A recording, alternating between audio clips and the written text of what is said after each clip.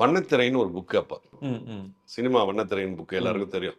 அந்த வண்ணத்திரையில நடிகை லக்ஷ்மியின் டைரிகள்னு ஒரு கதை. கதை வந்துகிட்டு இருக்குது. ஓகே. வாரம் வாரம் அம்மா லக்ஷ்மி அம்மா எழுதுற டைரிய ம். அந்த புக்ல போட்டுட்டு இருக்காங்க. ம், ம்.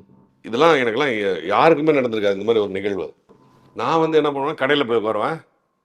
அப்பெல்லாம் பின் அடிக்க மாட்டாங்க. உங்களுக்குலாம் தெரியும். இப்பெல்லாம் பின் அடிச்சு வச்சிருப்பாங்க. புக்கை பிரிச்சு படிக்கக்கூடாது காசு கொடுக்காம. ஆமா.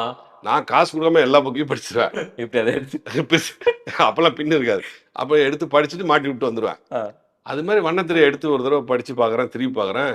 இன்று நான் சேலம் சென்றிருந்தேன். அம்மா லக்ஷ்மியின் டைரிகளில் வருதுங்க. ஓகே. இன்று நான் சேலம் சென்றிருந்தேன்.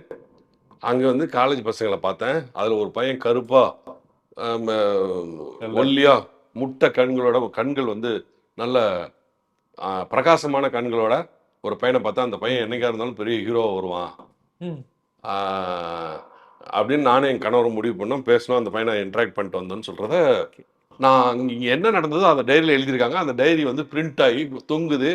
அது நான் தான் சொன்னேன். இங்கே இருக்க பசங்களாம் நம்ப மாட்டுறாருங்க.